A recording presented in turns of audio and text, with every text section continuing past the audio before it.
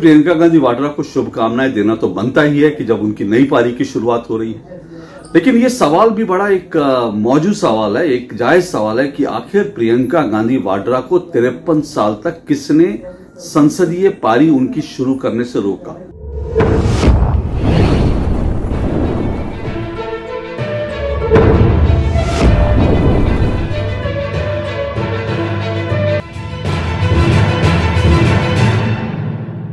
तो आखिरकार 53 साल की उम्र में प्रियंका गांधी वाड्रा की एक सांसद के तौर पर राजनीतिक पारी शुरू होने जा रही है। जैसा कि आप सभी जानते हैं कि प्रियंका गांधी वाड्रा वायनाड से चुनाव लड़ेंगी, इसका ऐलान कर दिया गया है। दरअसल इन चुनाव में राहुल गांधी 2 लोकसभा सीटों से चुनाव जीते थे, रायबरेली और साथ साथ वायनाड। इन दोनों सीटों से जीतने के बाद उन्हें जो नियम के अनुसार एक सीट से उन्हें इस्तीफा देना था, और इसको लेकर मैंने पहले ही आपको ये बता दिया था, अपने वीडियो में पहले ही मैंने बता दिया था कि राहुल गांधी वायनाड से ही इस्तीफा देंगे और वही उनको कांग्रेस की राजनीति को सूट करता है। और ऐसा ही हुआ, राहुल गांधी ने वायनाड से इस्तीफा देने का ऐलान किया। कांग्रेस ने साथ साथ ये भी ऐलान कर दिया कि अब प्रियंका गांधी वाड्रा वायनाड से चुनाव लड़ेंगी। कुछ लोगों को लग सकता है कि वायनाड की राजनीति अब कैसे होगी, लेकिन आपको बड़े साफ तौर पर बता रहा हूं कि वायनाड से प्रियंका गांधी वाड्रा का जीतना बड़ा तय है। भले ही उनके मुकाबले में सीपीएम पे अपना उम्मीदवार उतारें या नहीं उतारें, बीजेपी भले ही किसी को भी वहां से टिकट दे, लेकिन प्रियंका गांधी वाड्रा का वहां से चुनाव जीतना और उसके बाद संसद में 18वीं संसद में प्रवेश करना लगभग तय है। और इसका कारण भी मैं आपको पहले ही बता चुका हूं कि वायनाड को आज कांग्रेस जिस तरह की राजनीति कर रही है, उस हिसाब से वायनाड को कांग्रेस की बहुत सेफ सीट, सुरक्षित सीट माना जाता है, क्योंकि यहां पर कुल मिलाकर अगर देखें तो ईसाई और मुस्लिम जो आबादी है, जो ईसाई और मुस्लिम वोटर्स हैं, उनका वोट प्रतिशत करीब करीब 55 से 60% है। ऐसे में हिंदू वोटर हैं, उनकी कोई बहुत बड़ी से नहीं है। मुस्लिम और ईसाई एकजुट होकर वहां किसी को भी जिता सकते हैं, जिस तरह से राहुल गांधी को जिता है। और दूसरी तरफ यह है कि IUML जो मुस्लिम लीग है, मुस्लिम लीग ने भी इस बात के साफ तौर पर कह दिया है कि वो प्रियंका गांधी वाड्रा का भी सपोर्ट वैसे ही करेंगे जैसा उन्होंने राहुल गांधी का किया था। तो जिस तरह से जो हरे झंडे, चांद सितारे वाले झंडे राहुल गांधी के लिए वायनाड में फहराए गए थे, उनके समर्थन में, उनके स्वागत में, इसी तरह के हरे झंडे अब प्रियंका गांधी वाड्रा के लिए भी IUML फहराएगा। और मुस्लिम्स के एक मुश्त वोट और ईसाई वोटों के साथ प्रियंका गांधी वाड्रा का संसद में पहुंचना लगभग तय है। अब ऐसे में प्रियंका गांधी वाड्रा को शुभकामनाएं देना तो बनता ही है कि जब उनकी नई पारी की शुरुआत हो रही है। लेकिन ये सवाल भी बड़ा एक मौजूद सवाल है, एक जायज सवाल है कि आखिर प्रियंका गांधी वाड्रा को 53 साल तक किसने संसदीय पारी उनकी शुरू करने से रोका। ये बड़ा इंटरेस्टिंग सवाल है। आपको इस पे मैंने पहले भी अपनी बात कही थी और मैं अब एक बार फिर कह रहा हूं कि दरअसल कांग्रेस ने जब तक राहुल गांधी को नेता नहीं बना दिया, तब तक प्रियंका गांधी वाड्रा को उनको संसद में पहुंचने नहीं दिया। और अब जबकि राहुल गांधी को करीब 50 हार के बाद कांग्रेस ने एक नेता के रूप में स्थापित कर दिया, एस्टैब्लिश कर दिया, क्योंकि इस चुनाव में कांग्रेस की जो ग्राफ था वो बढ़ा है। राहुल गांधी 2 जगह से चुनाव जीत गए हैं। उनकी भारत जोड़ो यात्रा, भारत न्याय यात्रा, उसको जिस तरह से कांग्रेस ने सोशल मीडिया पर प्रोजेक्ट किया, जिस तरह से कांग्रेस ने एक पूरे अंतर्राष्ट्रीय बिरादरी में, अंतर्राष्ट्रीय ताकतों का, विदेशी ताकतों की मदद से जो है सोशल मीडिया में राहुल गांधी को स्टैब्लिश कर दिया, उसके बाद उन्होंने प्रियंका गांधी के लिए दरवाजा खोला है। और ये बात मैं नहीं कह रहा हूं, कांग्रेस के कई जो नेता दबी जबान में जो हैं, कांग्रेस के कई समर्थक और जो ऐसे लोग जो राहुल गांधी की कोठरी में रह चुके हैं, ऐसे भी मेरे कुछ मित्र हैं, उन्होंने भी साफ वो ये मानते हैं कि जो प्रियंका गांधी वाड्रा का जो राजनीतिक करियर अब तक जो चौपट हुआ, अब तक मैं कह रहा हूं क्योंकि अब तक उनका राजनीतिक करियर चौपट ही किया गया, क्योंकि आप अच्छी तरह से जानते हैं कि सभी लोग आम लोग भी ये कहते हैं कि प्रियंका गांधी वाड्रा जो है वो राहुल गांधी से कहीं ज्यादा तेजस्वी, ओजस्वी वक्ता और उनसे कहीं ज्यादा समझदार नेता देखी जाती हैं। लोगों को भी लगता था, क्योंकि राहुल गांधी जिस तरह के फंबल करते हैं, जिस तरह की गलतियां करते हैं, जिस तरह की चीजें करते हैं, प्रियंका गांधी वाड्रा उस तरह की चीजें नहीं करती, तो इसलिए उनको कहीं ज्यादा मैच्योर नेता माना जाता था। लेकिन उसके बावजूद जो है प्रियंका गांधी वाड्रा को अब तक संसदीय राजनीति में घुसने नहीं दिया गया। और वो इसलिए क्योंकि राहुल गांधी को नेता बनाना था। अगर राहुल गांधी को नेता बनाने से पहले प्रियंका गांधी वाड्रा को आगे कर दिया जाता तो उससे राहुल की चमक जो है फीकी पड़ जाती और कांग्रेस के अंदर डिमांड हो जाती कि प्रियंका गांधी वाड्रा को कांग्रेस का अध्यक्ष बनाया जाए, उनको बढ़ाया जाए, राहुल गांधी को पीछे खींचकर। ऐसी मांग पहले भी हो चुकी है और इसलिए जो है मैंने ये बात कही कि अब तक प्रियंका गांधी वाड्रा का रास्ता गांधी परिवार ने और कांग्रेस के शीर्ष नेतृत्व ने राहुल गांधी के वजह से रोका हुआ था। लेकिन अब जबकि राहुल गांधी को ठोक पीट कर एक नेता बना दिया गया है तो प्रियंका गांधी की जो संसद में उनके प्रवेश को हरी झंडी दे दी गई है। अब अपनी बात के समर्थन में मैं आपको एक फैक्ट और देता हूं। राहुल गांधी के नेतृत्व में कांग्रेस करीब 47 से ज्यादा चुनाव हार चुकी है, लेकिन उसके बावजूद राहुल गांधी को नेता बनाना, उनको आगे रखने का सिलसिला कांग्रेस की ओर से लगातार चलता रहा। लेकिन दूसरी तरफ अगर आप प्रियंका गांधी वाड्रा को देखेंगे तो पिछली बार उनको उत्तर प्रदेश में महासचिव बना करके उनको उत्तर प्रदेश की कमान दी गई थी और उत्तर प्रदेश में कांग्रेस को लीड करने की कमान दी गई थी। कांग्रेस वो विधानसभा चुनाव बुरी तरह से हार गई। सिर्फ एक चुनाव के बाद प्रियंका गांधी वाड्रा को उत्तर प्रदेश का जो उनके हाथ में कमान दी गई थी वो ले ली गई। और इस बार देखिए कांग्रेस को बहुत बड़ी जीत नहीं मिली है। कांग्रेस वहां जितनी सीटें जीती है, उत्तर प्रदेश में लोकसभा की सीटें जीती है, वो समाजवादी पार्टी के सहयोग से जीती है। लेकिन इस बार ऐसे प्रोजेक्ट किया जा रहा है जैसे राहुल गांधी और अखिलेश यादव की जोड़ी ने मिलकर जो है उत्तर प्रदेश में कमाल कर दिया। अब इसी तरह का कमाल अगर प्रियंका गांधी वाड्रा भी कांग्रेस की प्रभारी होती उत्तर प्रदेश की तो उनके खाते में जाता। लेकिन इस बार प्रियंका गांधी वाड्रा के खाते में नहीं जा रहा, वो खाते में किसके जा रहा है? राहुल गांधी के खाते में जा रहा है। तो राहुल गांधी को नेता बनाकर प्रोजेक्ट किया जा रहा है। तो फिर मैं कह रहा हूं कि इसको मत भूलिए कि प्रियंका गांधी वाड्रा का रास्ता खुद गांधी परिवार ने रोका था। गांधी परिवार के शीर्ष लोग, आप समझ सकते हैं इशारा किसकी तरफ है, उन्होंने रोका था। अब तक प्रियंका गांधी की एंट्री को इस तरह से जानबूझकर रोका गया था। एक बात और आप ये देखिए कि उत्तर प्रदेश क्यों नहीं? अगर प्रियंका गांधी को भेजना था तो उत्तर प्रदेश क्यों नहीं? उनको केरल से क्यों भेजा जा रहा है? केरल से इसलिए भेजा जा रहा है क्योंकि वो राहुल गांधी की राह में एक बड़ी समस्या ना बन सके, एक राहुल गांधी के रास्ते में एक रुकावट ना बन सके। क्योंकि अगर उनको उत्तर प्रदेश से भेजा जाता, मैं पहले भी कह चुका हूं, प्रधानमंत्रियों का रास्ता जो है उत्तर प्रदेश से जाता है, सत्ता का रास्ता, दिल्ली की सत्ता का रास्ता उत्तर प्रदेश से जाता है। इसलिए उनको उत्तर प्रदेश से ना उतारकर उनको वायनाड की सेफ सीट पर भेजा गया है, दक्षिण की सीट पे। उत्तर में तो फिर जो है राहुल गांधी ही रहेंगे।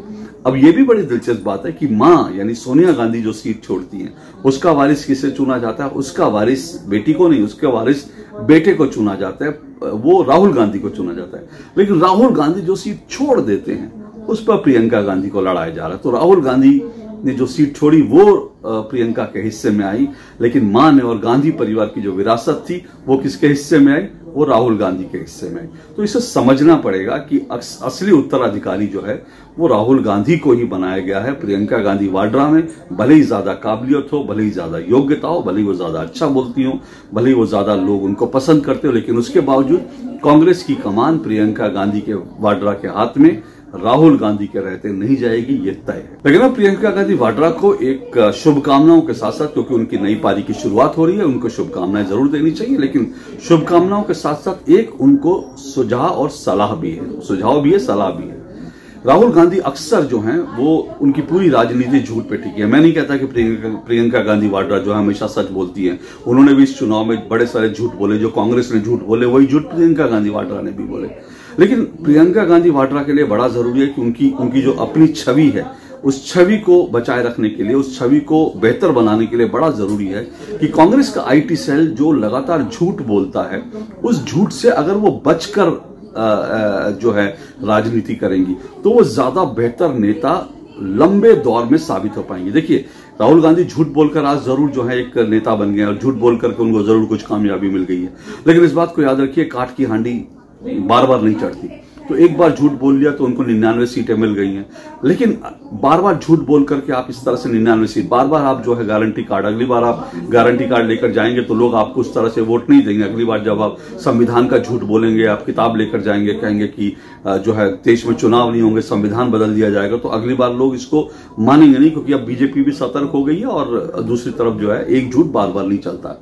तो प्रियंका गांधी वाड्रा को कांग्रेस आईटी सेल के जो झूठ है उससे बचना चाहिए। अब देखिए कि जिस तरह से नीट का जो पूरा मामला है उसमें प्रियंका गांधी वाड्रा जो है एक ट्वीट को लेकर लगभग बुरी तरह से फंस गई हैं। बीजेपी के नेता शहजाद पूनावाला लगातार प्रियंका गांधी वाड्रा पर अटैक कर रहे हैं। दरअसल 10 जून को प्रियंका गांधी वाड्रा के ट्विटर हैंडल से एक ट्वीट किया गया था और ये आयुषी पटेल नाम की एक नीट की में जो एग्जामिनेशन देने वाली एक स्टूडेंट थी उनका ट्वीट था और इसमें आयुषी पटेल ने कई तरह के आरोप लगाए थे और प्रियंका गांधी वाड्रा ने बाकायदा आयुषी पटेल का ये पूरा का पूरा वीडियो उठाकर प्रियंका गांधी वाड्रा ने इसको ट्वीट कर दिया और इसको लेकर के सरकार पर हमले किए। अब ठीक है, नीट को लेकर सरकार पर हमला आपको करना ही है, करना चाहिए, आप विपक्ष के नेता हैं और वैसे भी नीट में जो तमाम चीजें सामने आ रही हैं किसी भी नागरिक को भी इसको लेकर सरकार पर सवाल उठाने चाहिए। इस पूरी व्यवस्था को ठीक करने के लिए सबको बोलना चाहिए।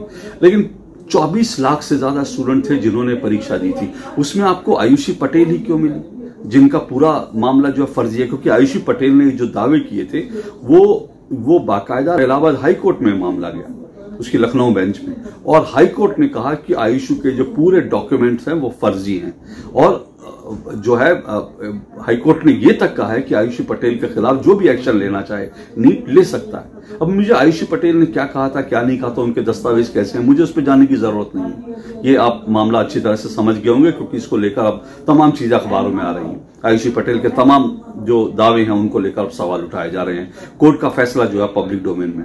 लेकिन मेरा सवाल, मेरी चिंता यह है कि 24 लाख स्टूडेंट में आखिर प्रियंका गांधी वाड्रा को आयुषी पटेल ही क्यों मिली? ये किसने सेलेक्ट किया था? ये सवाल उठता है। इतने स्टूडेंट थे, वो इन स्टूडेंट्स का जो जेन्युइन स्टूडेंट थे उनका मामला उठा सकती थी।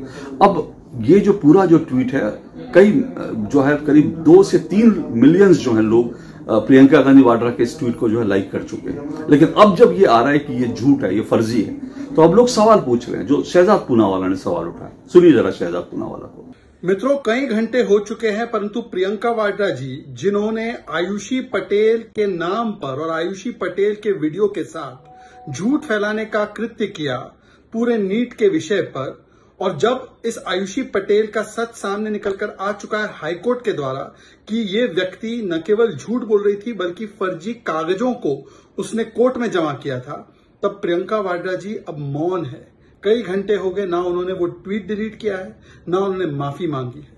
मेरे पास हाईकोर्ट का वो आदेश आ चुका है जिसमें कि आयुषी पटेल की पोल खोल दी गई है और हाईकोर्ट कहता है, be that as it may, it is a really sorry state of affairs that petitioner, मतलब कि Ayushi Patel filed a petition enclosing there with a forged and fictitious documents. This court cannot restrain competent authority, मतलब NTA, to take any legal action against the petitioner in strict accordance with the law. मतलब कि NTA को तो कहा ही जा रहा है कि इनके ऊपर आप कार्रवाई कर सकते हैं, परंतु फॉर्ज डॉक्यूमेंट्स कोर्ट में भी दिए गए। और ऐसी व्यक्ति जिसने 3 साल पहले कहा था कि मैंने कोविड की वैक्सीन खोज ली है, उसके वीडियो को प्रचारित प्रसारित करने का काम कांग्रेस और उसकी पूरी जमात ने किया ताकि दंगे भड़क सके, ताकि माहौल खराब हो सके। प्रियंका वाड्रा जी की जांच होनी चाहिए कि क्या आयुषी पटेल को कांग्रेस पार्टी ने ही झूठ फैलाने के लिए कुछ उनके साथ डीलिंग की थी, इसके पीछे का तथ्य क्या है, कांग्रेस ने और कितने चीजों में इस प्रकार की डीलिंग की है झूठ फैलाने के लिए, और कांग्रेस पार्टी का कितना बड़ा षड्यंत्र है, क्योंकि राहुल गांधी और प्रियंका वाड्रा अमूमन झूठ फैलाते हैं। इन्होंने रफाल से लेकर कई विषयों पर झूठ फैलाने का काम किया है, LIC पर, SBI पर, HAL पर, अब इस पर, और केवल इनका लक्ष्य ये है कि झूठ फैलाओ, दंगे भड़काओ, झूठ फैलाओ, वोट पाओ। तो मेरा मानना यह है कि एक जेन्युइन मामला उठाकर भी प्रियंका गांधी वाड्रा जो है उनके वो एक फेक न्यूज पेडलर के रूप में स्थापित हो गई। फेक न्यूज पेडलर के रूप में लोग अब उनके ऊपर सवाल उठाए जा रहे हैं। तो सवाल यह कि मामला तो जेन्युइन था, आप कुछ और अच्छा करके, कुछ और 24 लाख स्टूडेंट्स में से कुछ जेन्युइन केस उठा करके आप इस मामले को उठा सकती थी। लेकिन शायद प्रियंका गांधी वाड्रा ने कांग्रेस IT सेल पर भरोसा किया होगा, और कांग्रेस IT सेल को जैसी आदत है कि वो एक झूठे और फेक चीजें लेकर के उसको बढ़ाता है, उसी तरह के ट्रैप में मुझे लगता है प्रियंका गांधी वाड्रा भी फंस गई है। तो मेरा सिर्फ इतना कहना है, भविष्य के लिए उनको एक लंबी पारी खेलनी है। अगर अच्छा नेता बनना है और स्थापित नेताओं में जो है अपनी जगह बनानी है, तो मुझे लगता है उनको शुभकामनाएं देने के साथ साथ ये सलाह भी देनी चाहिए कि वो कम से कम इस तरह के फेक न्यूज से बचें और जो बहुत कुछ सोच समझ के अपनी बात करें। हालांकि बहुत सारे लोग ये कहेंगे कि भाई मैं कौन होता हूं प्रियंका गांधी वाड्रा को सलाह देने वाला, मुझे तो वैसे ही कांग्रेस ने प्रतिबंधित कर रखा, बैन कर रखा है। लेकिन मैं यही कहूंगा कि निंदक नियर राखी, भाई हम आलोचना करते हैं, लेकिन मुझे लगता है जो अच्छी आलोचना करने वाले लोग हैं उनको सुनना चाहिए। तो उम्मीद है प्रियंका जी कम से कम इस वीडियो को देखेंगी, सुनेंगी और इस पर अमल भी करेंगी। बहुत बहुत शुभकामनाएं। अंत में एक बार फिर प्रियंका जी आपको आज के लिए इतना ही। नमस्कार।